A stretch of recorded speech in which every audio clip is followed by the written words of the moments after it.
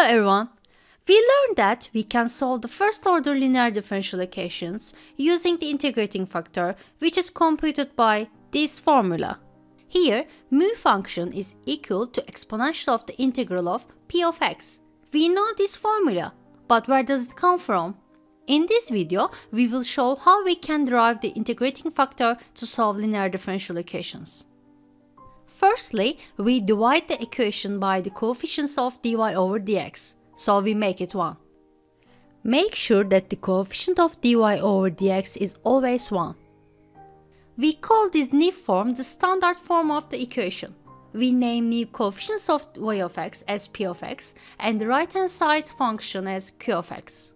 Now we multiply each side of the equation by integrating factor. Here, we want the left hand side to be the derivative of the solution function times integrating factor. The derivative of this product can be written as the derivative of the first function times second one, plus the derivative of the second function times the first one. In this equality, we get rid of the same terms, and then y function vanishes. So we get the derivative of mu with respect to x should be mu times p. Oh, here we come across a new differential equation. We should solve this to find mu function. This is called separable differential equation, so we can solve it separating the variables. Don't forget, p is a function of x. When we integrate both sides, we get ln absolute value of mu is the integral of p of x with respect to x.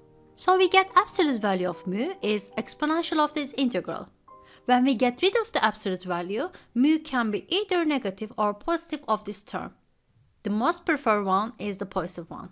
And this is the formula of the integrating factor that we are looking for.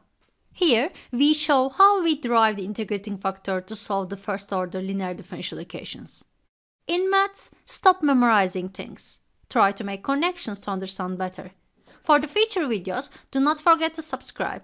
Bye!